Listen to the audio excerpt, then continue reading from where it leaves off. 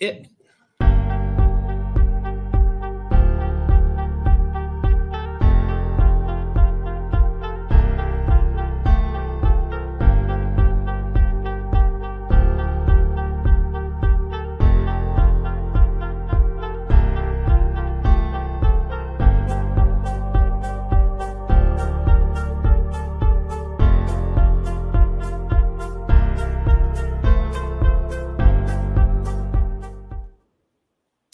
All right, welcome to the 35 by 77 ECU podcast. I'm Sean Kavanaugh, or Nova Pirate, on the ECU 247 board. Happy to have with us today Brett Hickman. Brett needs a little introduction to Pirate fans, especially those on the 247 message board. But I always think it's important that we give people their full due and let people who maybe don't have a chance to get to know Brett a little bit about what he does in his very busy coaching world. And that's also one of the reasons I'm really excited to have him on the board today. So Brett is the assistant head coach and DC for Anderson University Trojans in South Carolina. They had their first season this year. And Brett, I believe you guys won 3 games. That's correct. Yeah. So startup, pretty amazing that you won 3 in your first year. He also was a graduate assistant under Skip Holtz from 2005, 2007. He helped coach the linebackers and DBs. He was also worked with quality control, and we're going to hear a little bit about his tenure and work with Skip and that team. And he's also, I think I would describe Brett as the apex message board guru for ECU 247 sports. It's unusual that we have on a message board the quality of somebody with Brett's background. So Brett, thank you so much for being here. I really appreciate it. Yeah, I appreciate it. It's easy to talk about it after the great news on Saturday. And cherry on top for me is I'm also a Washington Commander fan. So we're going to the playoffs for the first time in a few years. So I had a heck of a football weekend. It's great to be here. Thanks for having me, Sean. Of course.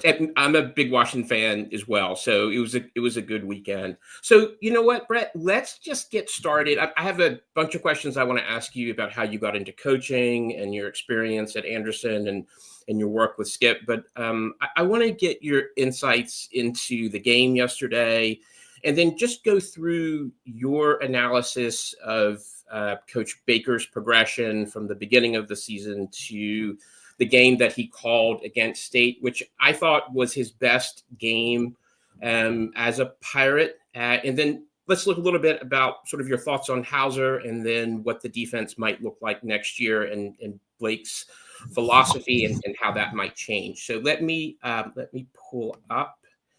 So first thoughts, Brett, overall impressions of the game yesterday. Yeah, obviously, it's anytime you beat State, you know, it's a big time win. I think it's ironic that, you know, Blake gets his first chance to do something that Coach Houston didn't do, you know, for whatever reason. I think, you know, the Coach Houston era, I think it's probably still going on if he beats State in 2022 or he beats Appalachian this year.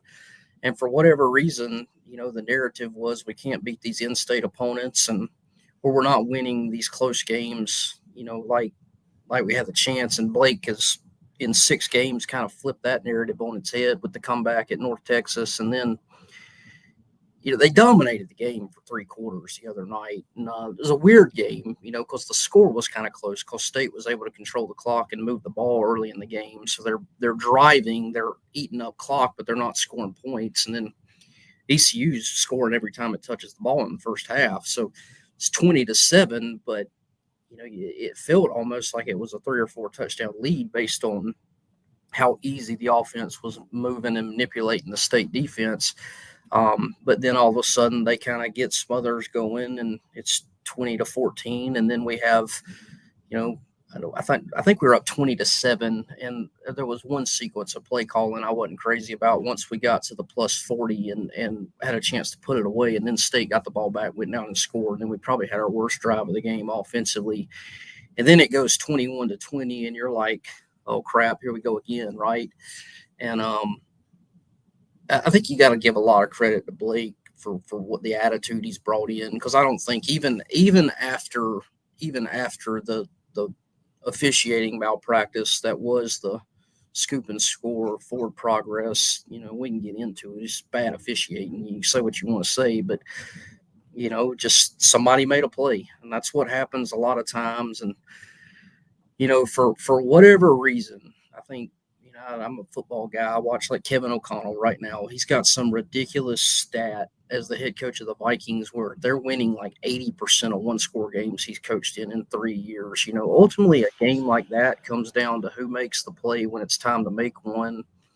And, just 3rd and 10 caught State in a bad look. They were obviously trying to get in an advantageous pass rushing situation, got a little too far up the field, and the zone creased them. And, I didn't think Rajay had that kind of juice. Not something he's ever showed in terms of being able to finish. And, underrated part of that play was Desario Riles, running down.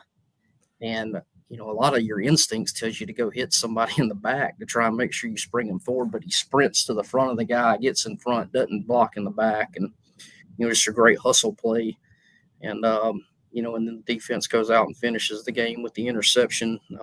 So all in all, just a great win, kind of a weird game because the score was not very high scoring, but, you felt like both offenses had control of the game for the majority of it. But, take the rivalry aspect out of it, take all that out of it. It's always great to win a bowl game because it's the last taste of the year. But then you add in the fact that it was State. You've got all the Peach Bowl references and all that going on. I mean, it's just really cool. And I've known Blake for 15 years, Coach Harroll. So, couldn't be happier for him and those kids, the Rajays and the Elijah Morrises and those guys who've been around, and they've done college football the right way, the traditional way.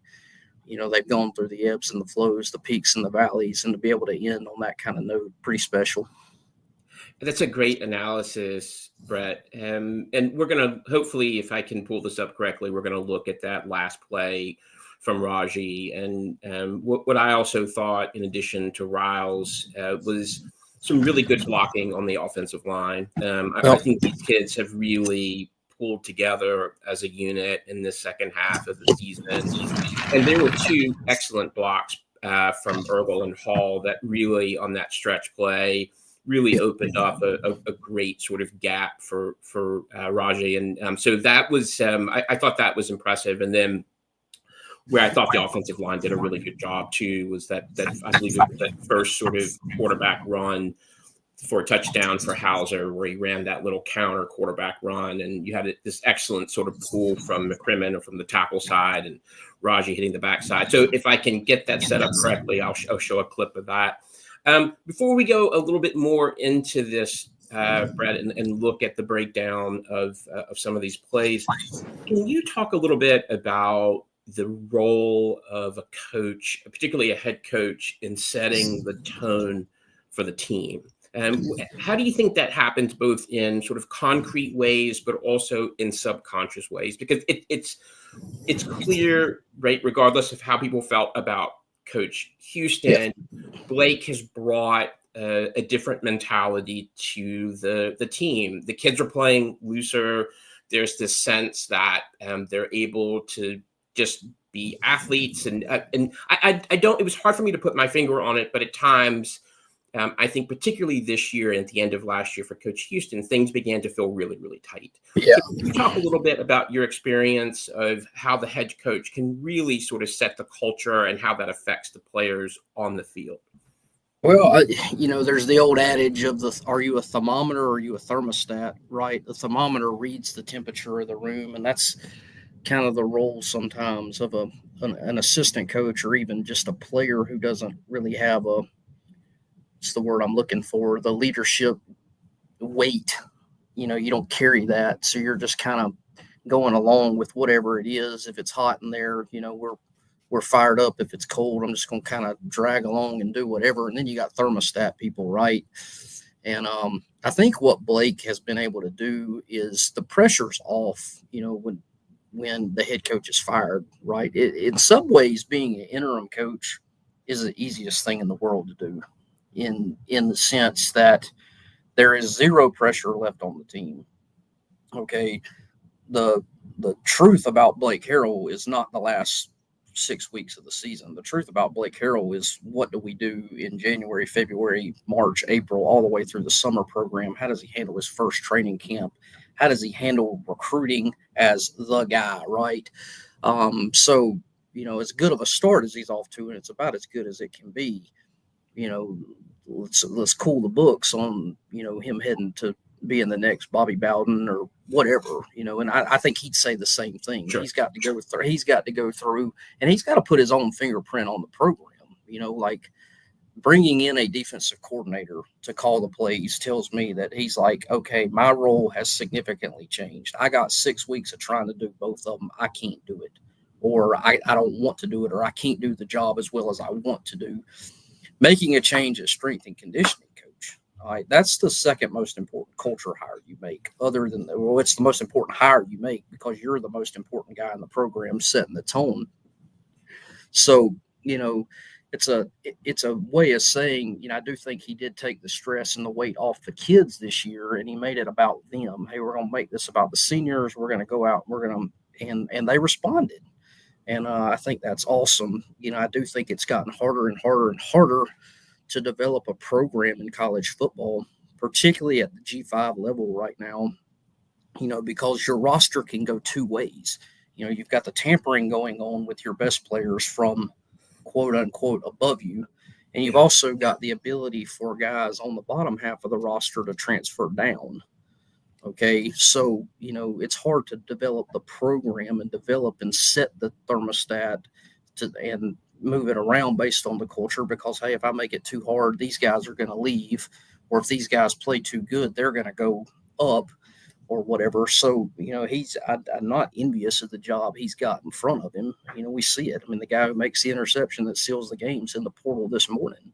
So, really happy for him. Thought he did a great job. But the telltale sign of where this moves into 2025 and beyond, it's still TBD based on roster retention, roster acquisition, hiring, firing, whatever decision you have to make. But definitely a looser football team the second half of the year. I do think there's something to be said. I think Coach Houston's decision-making in bringing in a new offensive coordinator and who he hired ultimately was a good hire, but I don't think that's who he was. I don't think that's the way he wanted to play football. And it's easier in hindsight to see this, but it was a looser play calling scheme in the second half of the year. I think John David Baker's like, hey, the pressure's off of me. And I don't know if Coach Houston was involved. I don't know if he gave ideas. I don't know if he yelled, fussed, screamed, or was completely hands-off in terms of offensive playmaking, but I know what the results of the last 6 weeks were. Now, some of it was bad defense by the other teams, but it was a more diverse scheme. It was much better quarterback play, and it was a looser, freer offense, which ultimately led to a looser, freer football team that won games.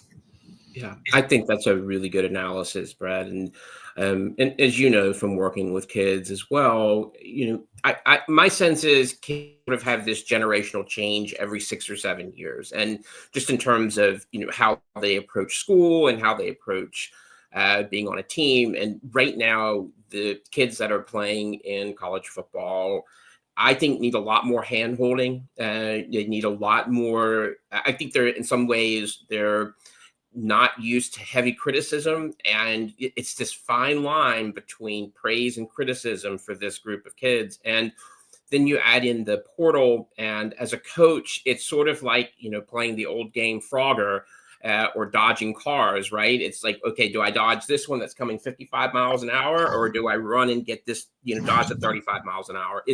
There's such an art to this at this point. Yeah, and you also have, and I'll add to that, Sean, I think you also have the thing, as an assistant coach, you're in the war, you're in the battle with those guys, you're in the meeting room with them every day. The head coach now has such a unbelievable responsibility of basically cutting guys that you don't want to get, I shouldn't say you don't want to get too close. It's hard to get so close to kids. And I think East Carolina actually benefited from, the defensive guys, particularly in the locker room, basically took over the environment, and they're like, hey, Coach Harrell's going to take care of us. He's taking care of us on this side of the ball forever. And then he kind of got elevated. That's not a knock on Coach Houston whatsoever. I'm just saying, I think they kind of felt as a team, hey, we've got a little bit of stake in the game because we want this guy to win. And I think when you come in as a head coach, I think it's kind of hard. It's harder to garner that at the college level now than it ever has been. Because you're just not in the foxhole with them, because you're getting pulled in so many different directions in the day. That Mike Houston is a good football coach. I've coached against him many times over the years, and he always had rock solid teams, the Lenore Ryan, the Citadel, those two places that I coached against him. But he also, when he was coaching at Lenore Ryan, he could be in the locker room with those guys every day. He wasn't having to go raise money for NIL. He wasn't, and now that stuff falls on Blake. So, I think it's just harder and harder and harder to be the head coach who sets the temperature of the program and is around and can build those relationships the way you can as an assistant coach.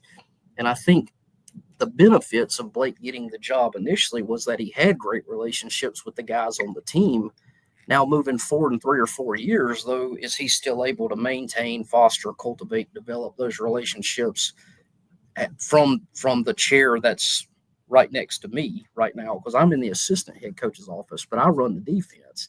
So, you just get closer to the guys than you can as a head coach. And I think it's sad that you just can't be. It's much more transactional in that position than it's ever been. Yeah, I think that's I think that's great wisdom. And right now, right, Blake hasn't really made the psychological transition to head coach, right? I mean, right now he can still operate as an assistant and be close to these kids.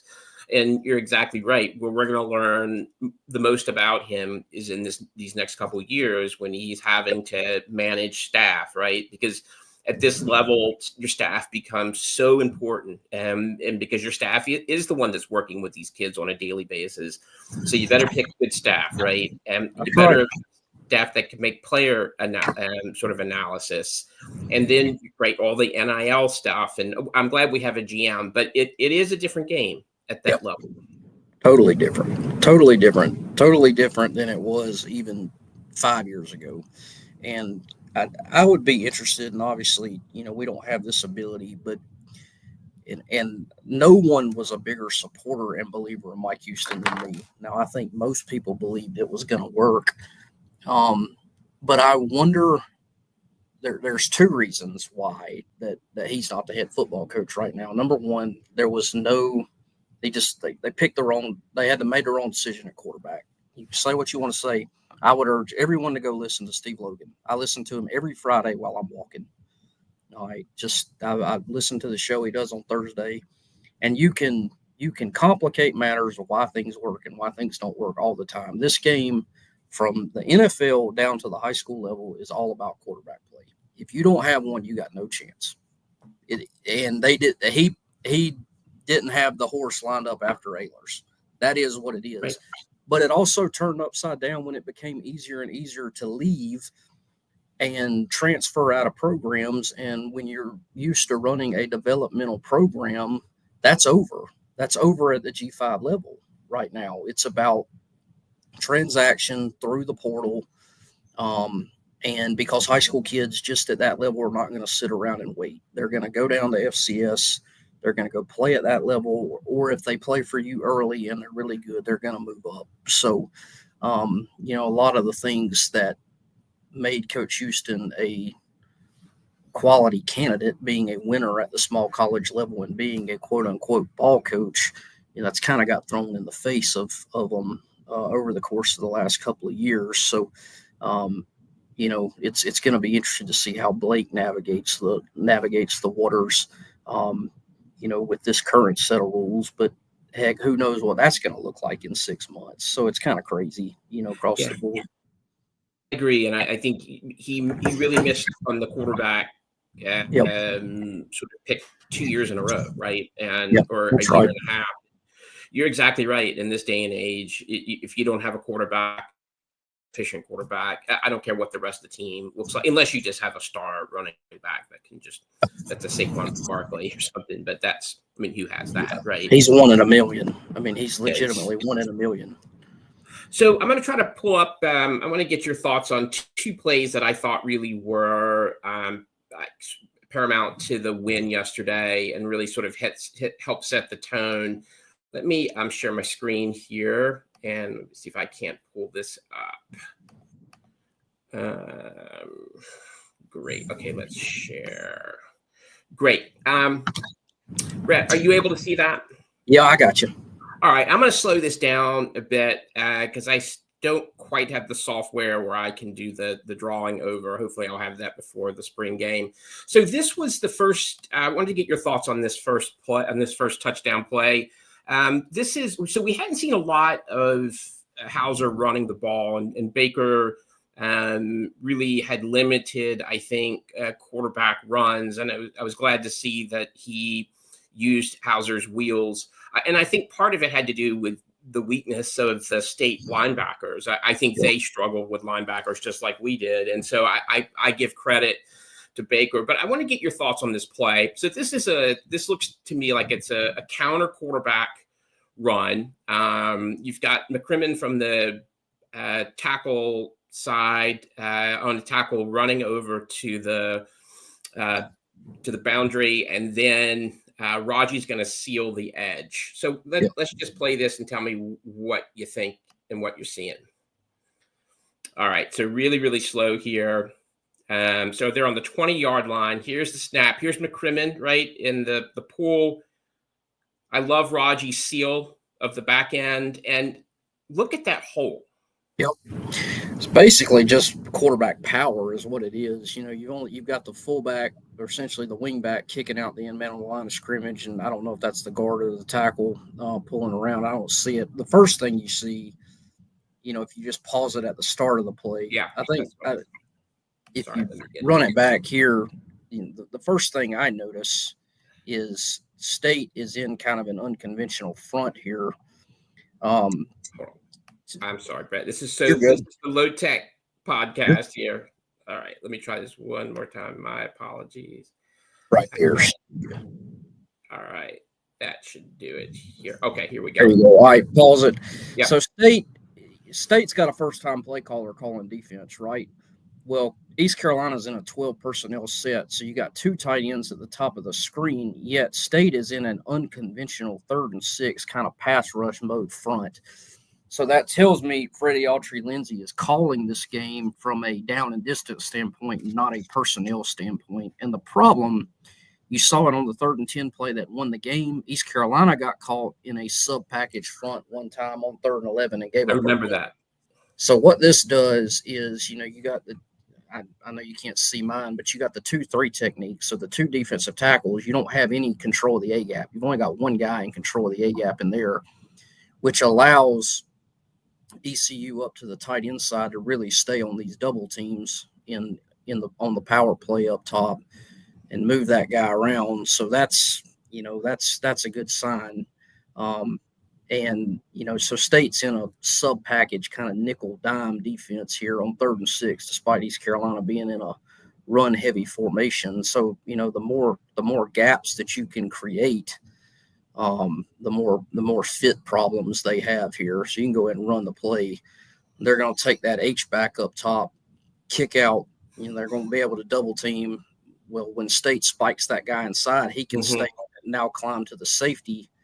And now it's basically wide power, wide counter with 62 coming to get the force player, and it's pretty much a walk-in. Bad defensive call along with great execution. Yeah, I really liked. I think this is one of the first times we've seen, I think, something that really sort of, I think, took advantage of some bad sort of calls on the defensive side. And look, you can't run this without an offensive line that you can trust. So hats off to Baker. And then the other play that I want to show you and just get your thoughts on, I'm going to forward through here. We're going to look at this last. Well, we're going to see a commercial first. Yeah. I love YouTube. All right. This is the touchdown from Raji. So I'm going to stop it and just kind of get your thoughts on anything that you see Yeah, in terms of state State alignment? is in a nickel, what I call a split mug look on 3rd and 10, which is great in a sense that you can occupy. If you just saw drop back pass here, you could bring 6, and at worst, even if the back stays in, it's 6-on-6. So if you get 6 1-on-1s, you think you got a chance to get at the quarterback.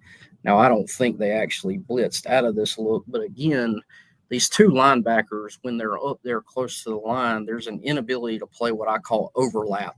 Mm-hmm. And the linebackers are there to erase mistakes from the D line and play off a flow. So when this ball goes up to the top of the screen, toward the ECU sideline, you're not getting the backers to properly flow over the top.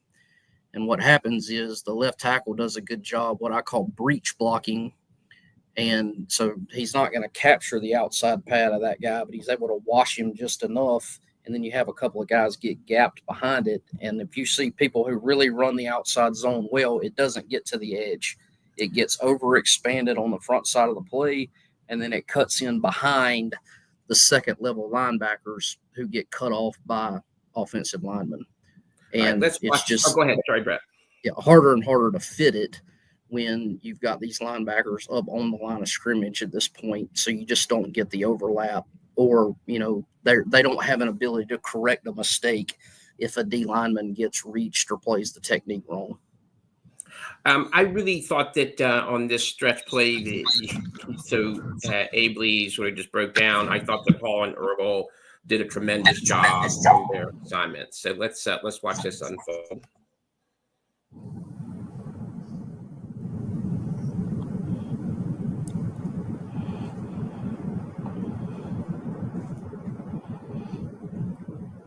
Because it's really just something we've done all year, but I think just really played well. There's Earl, with a kick out.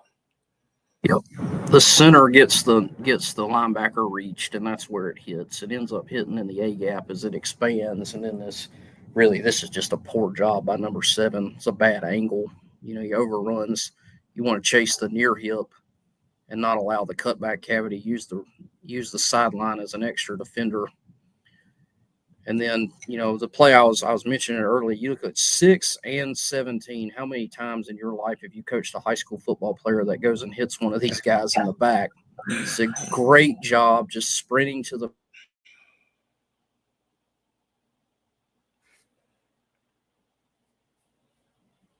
and then touchdown. Yeah. not dropping the ball like we see so many people do.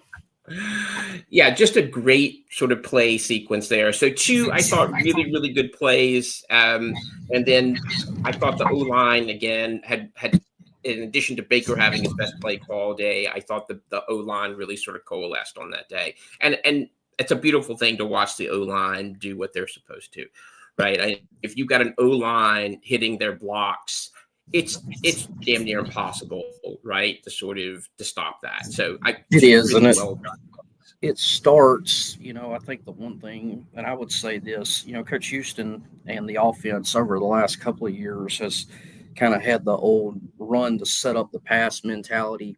If you think back of the Ruffin years and Lincoln Riley and Breon Allen and Ventavious Cooper, the air raid is not devoid of having a good running game. It's just, to me, from a basketball standpoint, it's so much easier to score in a 3-on-3 game than it is a 5-on-5 game, right? And that's what it does. ECU the other night was able to throw it early and like you said, use the quarterback, to even out or sometimes give them priority in numbers. That the running game was able to get loose. I don't think Rajay has the second half he has if they don't loosen those defensive ends or those edge linebackers up a little bit, because they were so much more worried about Hauser keeping it as he had done early in the game. You saw the one walk-in touchdown. They did it on the other end of the deal in the first quarter. So, really, all in all, just a masterful running game plan on Saturday night. And I thought that we matched up pretty well with them, athlete to athlete, throughout most of the game. I mean, obviously, they had a couple of really great players. Is it Hollywood, their running back? But I think person for person, I think we matched up with them pretty well, don't you, Brett? Yeah, that's not the NC State defense that's been on the field the last few years for sure. And not to make this a state podcast, but I think Coach Doran's going on year 10 or 11. He hasn't exactly elevated the program, and I would argue that the last 5 or 6 years, without Tony Gibson, he's probably not there. So it'll be interesting to see what happens 70 miles west of Greenville without Coach Gibson the next couple of years. And, one of the things that, and I talked to you about this before we got on the air, one of the things that's driven me crazy is with state fans and some of the state media talking about the talent gap between state and ECU. If you look at rankings and if you take those rankings seriously at all, I think at this point, there are a lot of people who are evaluating talent that don't always know what they're doing. But if you just look in terms of who they've brought in, our talent levels are pretty close. And so I think this year, if you look at how many, 3 stars they've brought in, 18, we brought in 18. I think they had 2 4-stars that we didn't. And if you look at the sort of percentage rating, I think they're at 87 and then we're at 84.5. So sometimes hearing the state media and state fans sort of talk about, losing to ECU is something that should never happen because they have all of this sort of talent that we don't. I think by and large, that's just not true. No, it never is. The difference that I've always said between high-level FBS programs, certainly you have the Alabamas and the Texases of the world and the Georgias of the world that are recruiting, where they've got Bud Elliott does a thing called the blue chip ratio. I'm not sure if you're familiar with, but how much of your roster are 4- and 5-star recruits. And if you look at it in a vacuum, if I look at state having 6 or 7 4-stars and they missed on half of them, well, that means they have 3 more 4-stars than ECU has in a typical class. Now, when it's 21 or 22, as is the case with Texas and Alabama and Georgia, now you're talking even on a hit-miss rate, they've got 11 or 12 more. So there's an enormous talent gap between those. Now, how do people right now, I'm trying to think of an example. How does Penn State, who gets about half of what Ohio State is, able to play with them? Well, how do you close the gap? A lot of times it can be that's a bad example because Penn State hadn't exactly had quarterbacks, but you can close the gap and you can beat Ohio State, if you get great quarterback play or whatever, which has always been the case with East Carolina. Yes, pound for pound, if you look at the recruiting rankings, maybe Carolina or maybe State's had a better player, Virginia Tech, over the course of the years. But how has East Carolina been able to consistently compete with those teams and win against those teams really at a 35 to 40% clip? It's been high-level quarterback play. That goes back to Jeff Blake, Mark Crandall, David Garrard, Shane Carden. Really with Coach Holtz, we were the outlier because we were able to match them talent for talent defensively and on the offensive line. But the other night, Caton Hauser, I think he's just as good as CJ Bailey. I think Bailey's an enormously talented guy. He can throw it. He's only going to get better and better. But like quarterback play, he got outplayed the other night by Hauser, right? And it's particularly now when you get into bowl games and Concepcion's not playing and Davin Van's not playing. But we didn't play with IBM and Siobhan Revel either, right? So.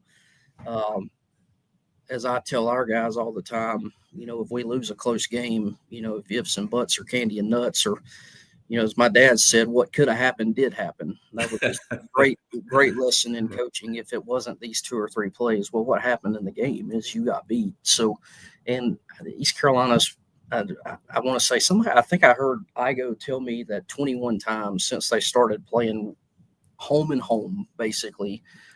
So since the mid-'80s, I think East Carolina has a winning record over State, and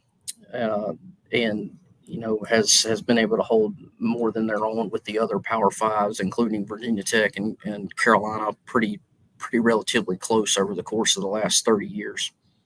Yeah, and you can't do that with just sort of hype and sort of seeing every game as its Super Bowl. I mean, which we don't. I mean, that drives me crazy. But I do think the talent is much closer, and so some of this is just fans, I think, and media not quite understanding how players sort of are evaluated and what look, you got to have results on the field at the end of the day. It doesn't matter what the ranking is if you can't get your guys to beat the other 11 guys on the field.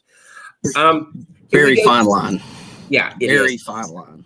Want to just get your thoughts real quick. Tell me about what you've seen from Baker and his progression throughout the year. And what do you like about what he's doing, and what do you think some challenges are? Yeah, so a couple of things. I thought the decision to come down on the field was good for him. I don't know why or why not. I think everybody's a little bit different. Heck, I went from calling the game from the box halfway through the year to being down on the field. Sometimes the kids just need to be with the guy, need to be with the leader.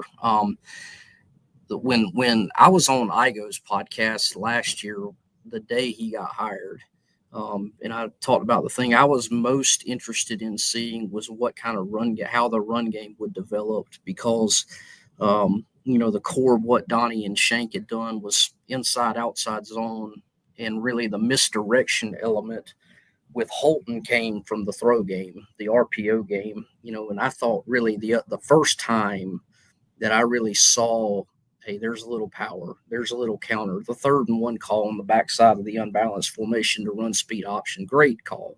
Totally had them out leveraged, to the boundary there for another explosive run. So, obviously it's reps, Sean. I'm a better coach now than I was when I was 24 years old. I certainly had I started calling plays from a special team standpoint when I was 25. I was 27. I was the youngest defensive coordinator in America. And I can tell you that first year I went from being god awful to being a serviceable play caller after just doing it for 10 or 11 games, because you kind of figure out, not only are you trying to figure out what you do well as a play caller, you're trying to figure out what each team takes on an identity of its own.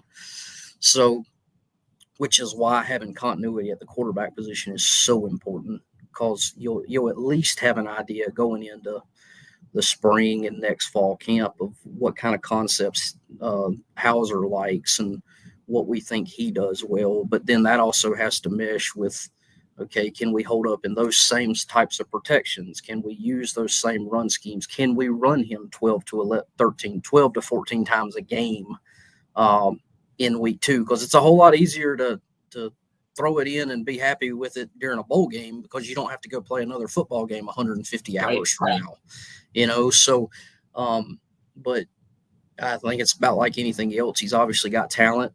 He's got a great knack for calling plays, I think. And, he seemed to get better and better as the year went on, and he seemed to call a looser game. They got a lot of confidence, I thought, from certainly the Temple win, the Tulsa win, the comeback at North Texas, and as they got confident, he got more confident. And, and I thought they won in different ways too offensively. Certainly the deep ball got going. They stopped turning the ball over. And then the win rushing for 326 yards. That's Kiffin-esque, if you will, and that's what Lane's been so good at the last 8 to 10 years as a play caller. He can win throwing it for 400, and they can win rushing it for 300. And, balance is not always 200 and 250. Sometimes it's 350 and 100. It's the ability to do both when you need them, but it doesn't have to be a 60-minute half and half 50-50 split either, So I thought he did a good job. Yeah, well said. And part of the sort of idea about reps, right, is it's just experience, and play calling is an art. And one of the things I really like about what Baker has done is that I think he has gotten much smarter about the importance of the run. So I think there's more of a commitment to doing that. Of course, it helps that the offensive line has begun to gel. And you mentioned this earlier, like we have a healthy Raji, and who has really, I think, turned his game around completely since the injury. I mean, this is almost a completely different back than he was when he first got back. So, and then the other part that I think I have seen about Baker that also has some Kiffin to it is, Kiffin was not always sort of afraid to hit the least resistance route. So there were times where one of the best calls I thought that Baker had, I think it was 4th and 2. And, most coaches are sort of so dedicated to the inside zone, right? Because they love the double blocks, and I get it. And I don't know if you remember this, Brett, but instead of the inside zone, he did a little pitch to Raji on the outside. And that to me is very Kiffin, right? Kiffin at times is like, let's find the least resistance here. It doesn't always have to be sort of, right in the middle of the friction. So I thought that was a really good sort of maturity decision on Baker's part. Yeah, I think it's him. I think it's also giving the quarterback the autonomy because, I always tell my guys, even from calling a defense, and I've called offensive plays at the high school level before, the ball game, I'm going to have 10 really good calls in a ball game. The other guy's going to have 10 really good calls in the ball game. The other 55 to 60 plays is really probably where the game is won, and that's you guys' execution. And I can't tell on the 3rd and shorts if he's giving Caton the autonomy to go up there and change the play, whether or not it's something as simple as, hey, we're comboing inside zone with toss sweep, right? And if we like this look, hey, we're running 12 which is inside zone to the right. If we like this play, we're running 19 toss to the left, right? So, they'll grow and they'll grow together. That's probably the best news we've heard so far, that they're both back. So nothing more important in a football program other than your head coach as your offensive coordinator and your quarterback's relationship. Well said. Thoughts on Hauser? How good do you think he could be in this league? Oh, I think he's got to get healthy. Hopefully they can figure out, if his wrist is. I expect a full recovery. Certainly, he played well down the stretch. I think he throws the deep ball a little bit better than I thought. I think I probably had this thing. Sometimes, like, the football coaches ain't no smarter than the average fan. I don't know how you can look at him and then look at what we played with the first 2 months of the season and been like, how did he not win this job in August? But, that being said, we're not at practice every day. He's accurate, which is the most valuable tool a quarterback can have. Like, quarterback coaches and they love the big arm. Okay.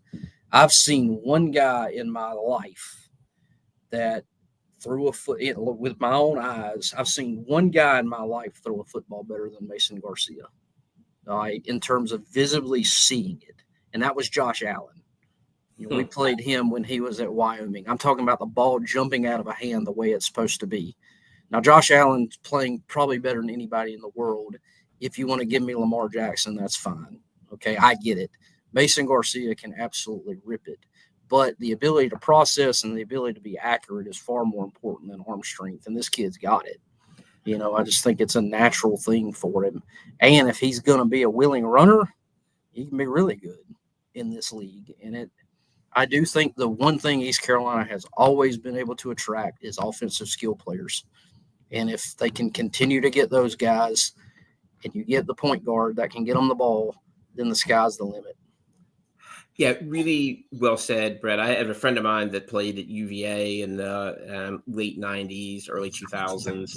And he said, one of the things that they played ECU at some point, and he said one of the things that really impressed him about ECU is just the skill positions.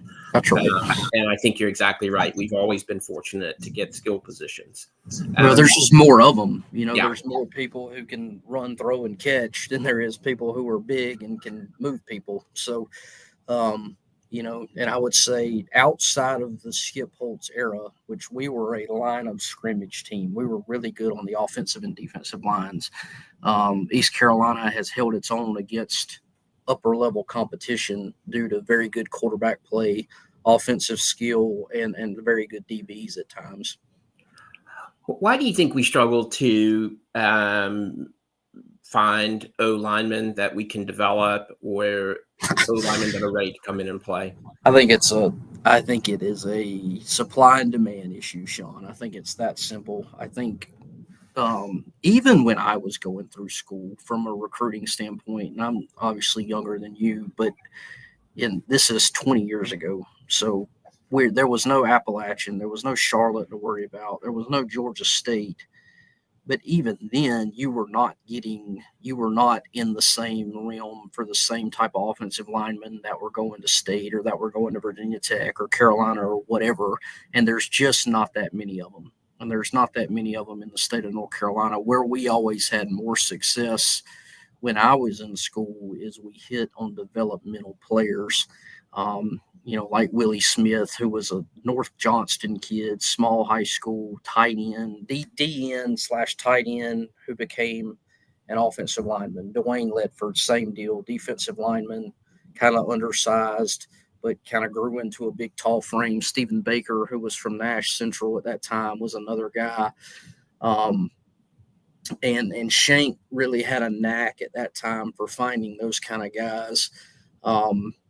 And developing them over the course of 3 to 4 to 5 years. And, if you listen to Coach Logan talk, he talks about it all the time, how they would take the 6'5", 215-pound guy, and they'd sit him for a year. And then, okay, he's a tight end, but he can't catch. So you convince him by the time he's 20 years old, now, buddy, you're an offensive tackle. And then they're playing when they're 21 or 22, and you sign that kid from, I don't know, Wallace Rose Hill High School, and everybody forgets about him. And then you look up, holy crap, what happened to that 210-pound high school defensive end that's now a guard, and he's the best player on the field. So it's a supply and demand problem. It's a supply and demand problem at this level. I will tell you that. I will also tell you that if you're banking on the portal to build an offensive line or a defensive line, that's not sustainable either. So you've just got to continue to take 5 or 6 high school guys a year, maybe supplement 1 or 2 positions on the offensive line every year in the portal, but you better take 5 or 6 offensive linemen and hope you hit on 2 of them, because it's just so hard to find them. Yeah, all great points. Do you think we could make a living out of finding FCS O-linemen? Again, I think about, I forget I can't pronounce the kid's last name, Tavansky. He played in our league. Cooper Tavansky at Newberry College. Can you find? I think it's easier to find centers and guards than it is tackles. I think it's no different than trying to find elite pass rushers. I think, you just see them and they get gobbled up, and you think you're the first one to find them. The biggest issue is that recruiting has become. It's easier for lazier recruiters to be good now. Like, you're not finding diamonds in the rough anymore.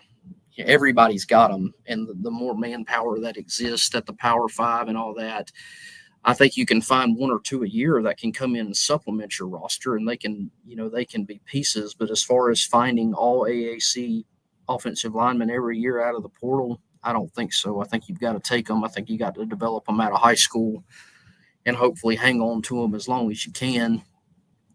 But we did that with Nashad Strother, and he's at Oregon. Did that with Avery Jones, taking him as a bounce back from UNC, and then he leaves and goes to Auburn. So just always, it's going to be a problem. You're going to be hiring and renting and losing good ones, and then you're going to be recruiting and having to get rid of bad ones. It just is what it is right now. It's a hard position where you better have a great teacher, you better have a great evaluator, and you better have someone who's relentless working at it.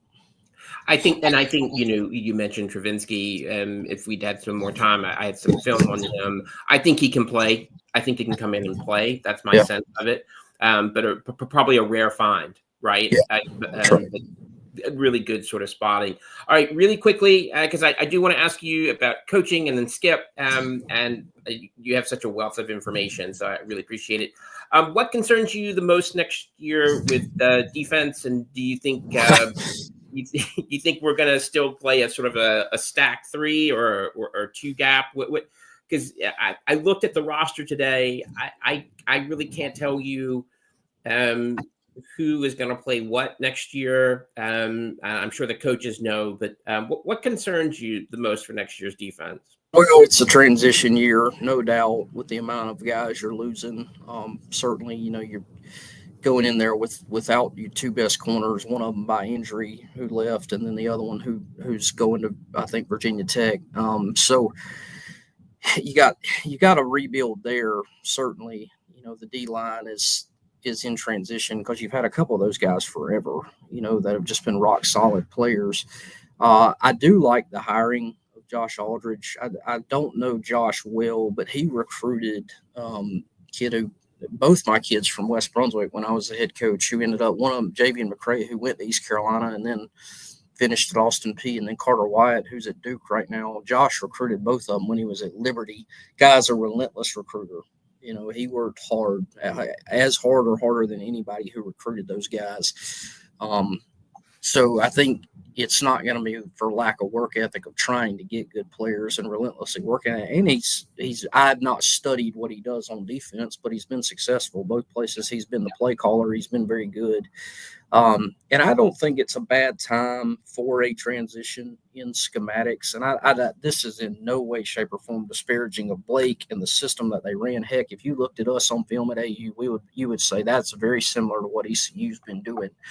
I do think I just think after 5 or 6 years, sometimes it's time for a fresh set of eyes and ideas to come in. And I'm not saying plow up the land and completely turn it over, sure, but treat it do something a little bit different here. And when maybe throw in a couple of new blitz patterns or something that other people hadn't seen, because you become. It's not even complacency. I hate that word because I don't think coaches by nature get complacent.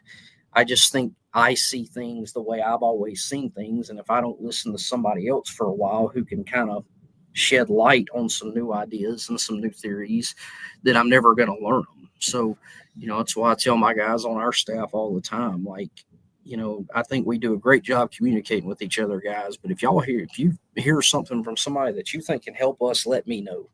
Right. And then we'll talk about it and see how it fits in. And I think it was smart on Blake's end to go get a coordinator.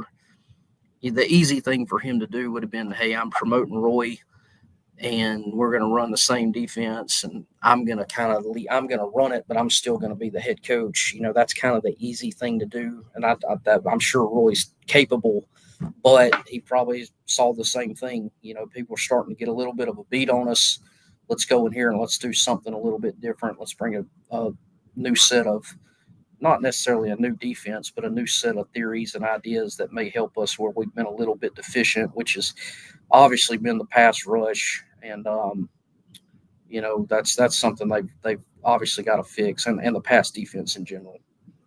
If you had to stick with one secondary coverage, what would it be? You only got one. I've been a little bit different in my career. I kind of old school. I like the middle of that field closed. So, at West Brunswick High School in 2019, we led the state in total defense, and we played Rip Liz match, which is kind of the Bill Belichick, Nick Saban cover 3 concept, where you carry verticals, and you match flat routes, and it's really more of a man-to-man aggressive scheme. The problem is it really doesn't fit in with what I've learned historically being a 3-4 defensive guy. Typically you like to play that kind of coverage with a 4-down front. So that's what we did at the high school level. But if you took a look at the Anderson University cut-ups, we're about 40% cover 4, 40% cover 3, and about 20% what I call combo coverages, which is quarter, half, and half, quarter. So we do a little bit of everything, but don't tell Coach Rick Smith that. If I told him it wasn't cover 4, he might come through the computer and yell at me. Listen, Brett, I'm all for closing up that middle also. I mean, I think the game has just moved to, how do you find ways to get across a route? And so I'm all there as well. The problem is that when you get into this, I don't know how much you watch the Redskins. I'm sorry, I still call them the Redskins. I'm a big fan. The Commanders last night, we're playing middle of the field closed on the 2-minute defense last night, and we're just opening up the sidelines and allowing them to throw it there. So, there's a time and place for everything. Every coverage has a strength. Right. Every coverage has a weakness, and every coverage has an adjustment. Agree. Agree. A couple of questions, and then I'll let you go. What did you learn from Skip? There was the one thing, and I grew up in a coaching household too. Certainly, my father wasn't Lou Holtz, but he was very, very successful at the high school level. So I think instinctually, you are your father's child. Agree. And he was very much believed in football the same way Coach Lou Holtz did. And from a theory standpoint and a philosophy standpoint, he believed in the 7 areas of winning a game. And those 7 areas, if I think back on them, were turnovers were the number one determinant. Missed alignments and assignments were one of them. Explosive plays, special teams, penalties, foolish penalties really is what he got to.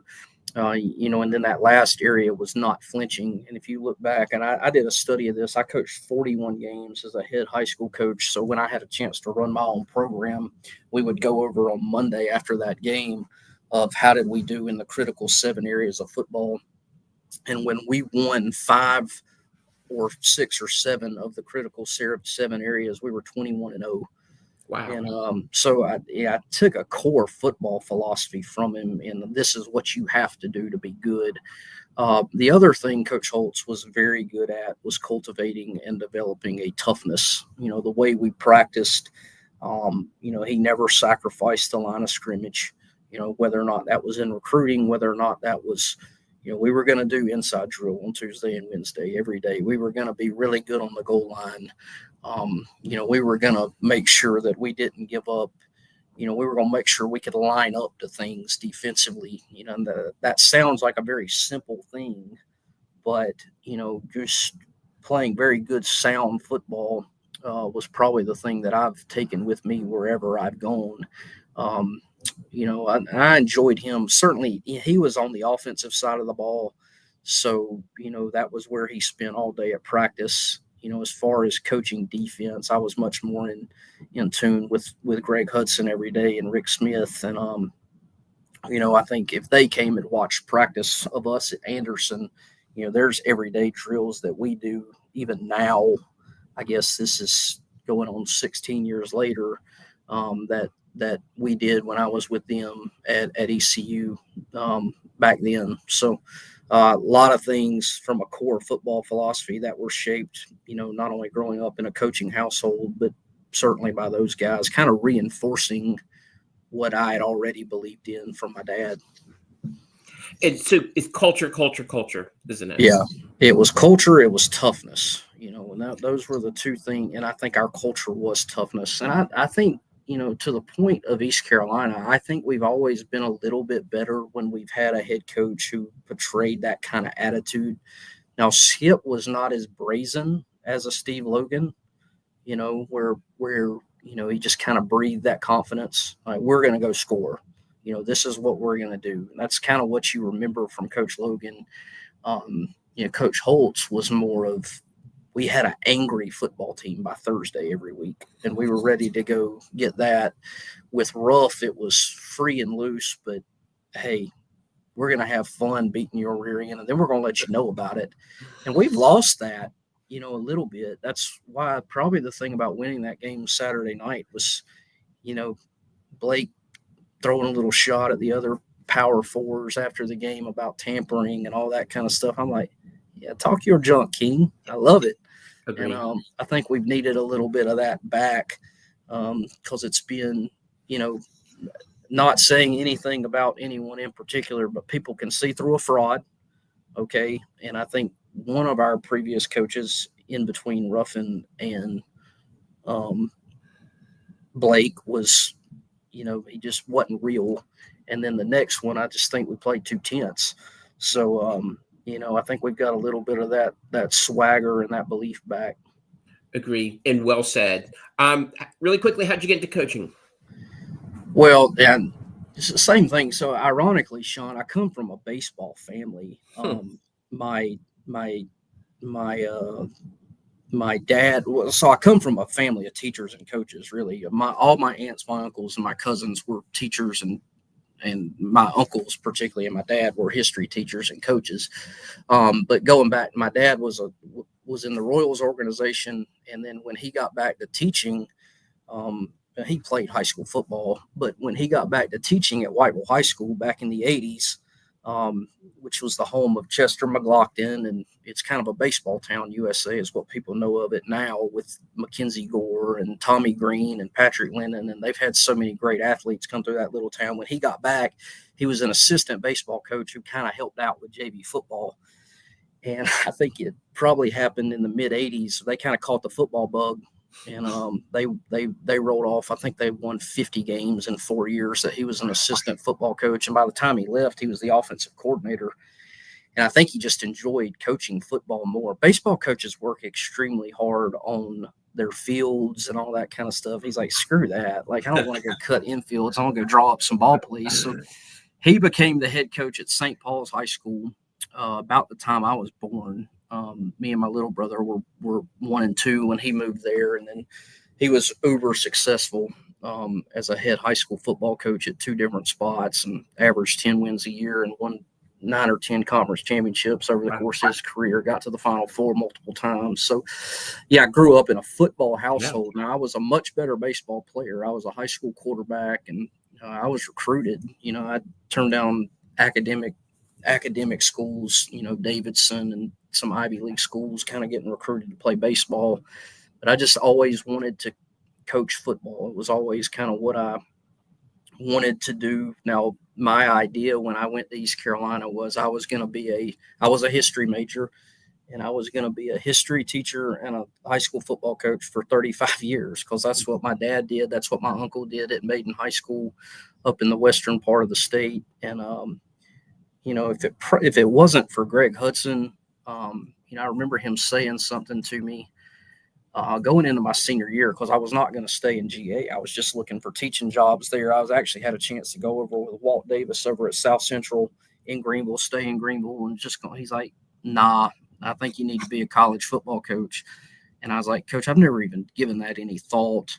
And originally the idea was to stay and get my master's. And then 6 months later, so my dad had gone into administration late in his career. And the guy who replaced him, who was actually my coach in high school, Jimmy Fletcher, had one of his former players had just taken the job at North Greenville University in South Carolina. So this was 6 months after I'd become a GA, and that player's name was Jamie Chadwell.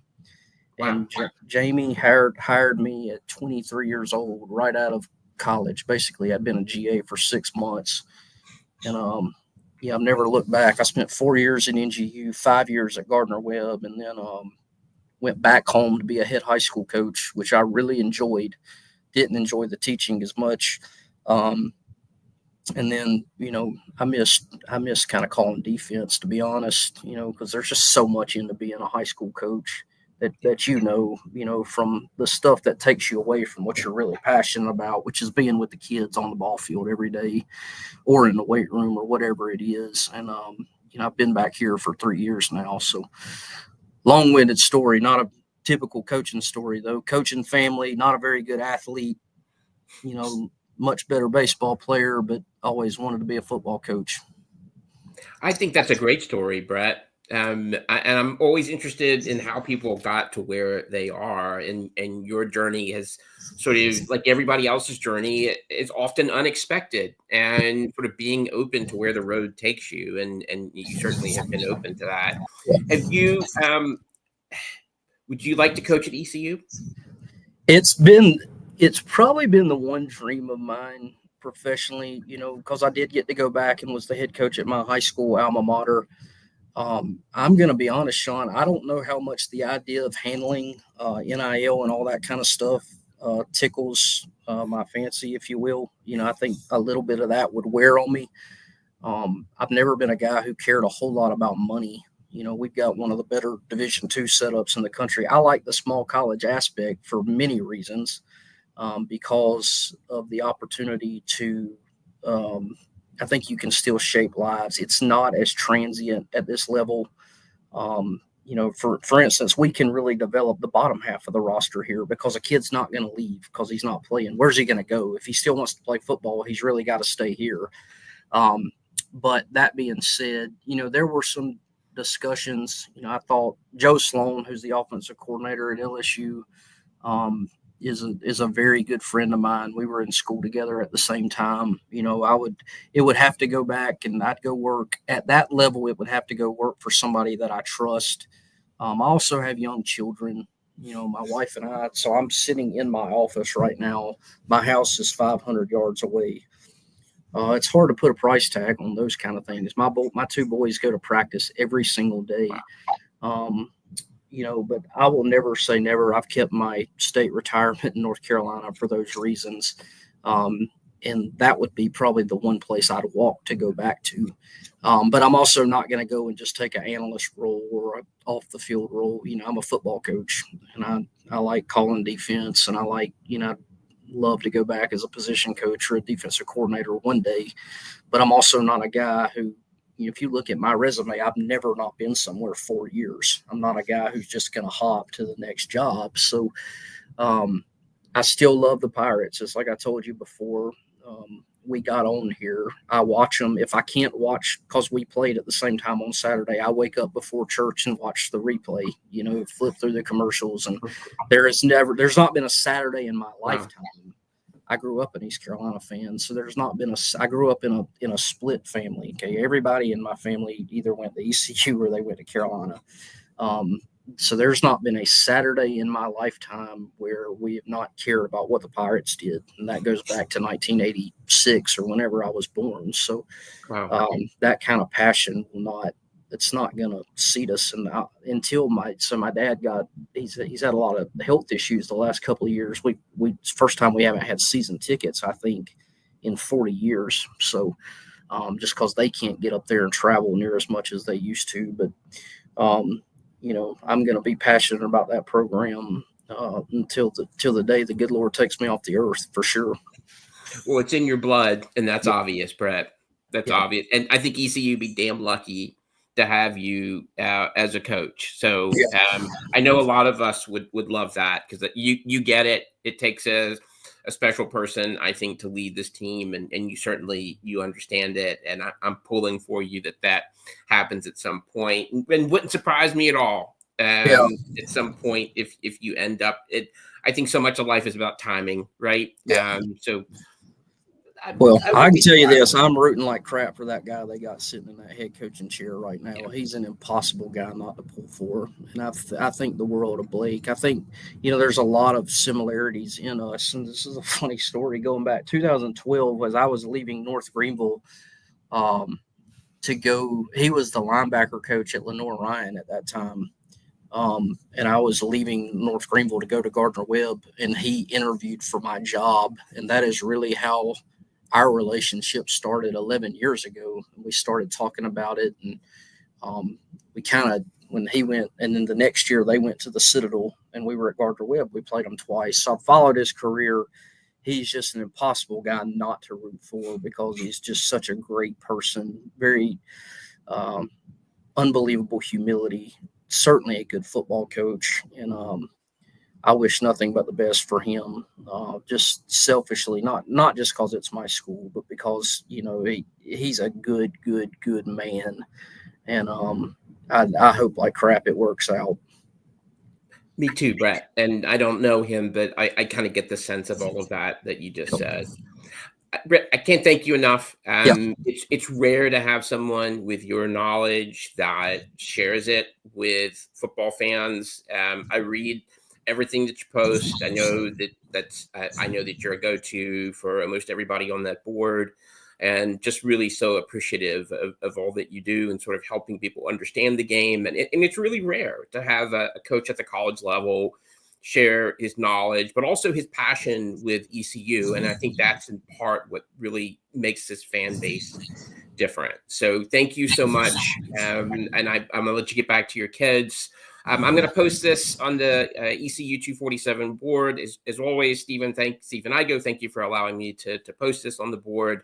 This is the 35 by 77 ECU podcast. I've had Brett Hittman as my guest, and hope you all have a nice rest of your holidays. And this will be it for me until the spring game. I appreciate everybody tuning in, especially as I learned the technical things of this sort of podcast. And I'm so appreciative of Stephen being a guest, and Clip, and now Brett. I can't think of three more sort of better guests, and I'm really grateful for your time and the time that everybody has spent. Take care, everybody, and I look forward to posting this. Thanks again, Brett. Take care. Thank you. Great. Bye-bye.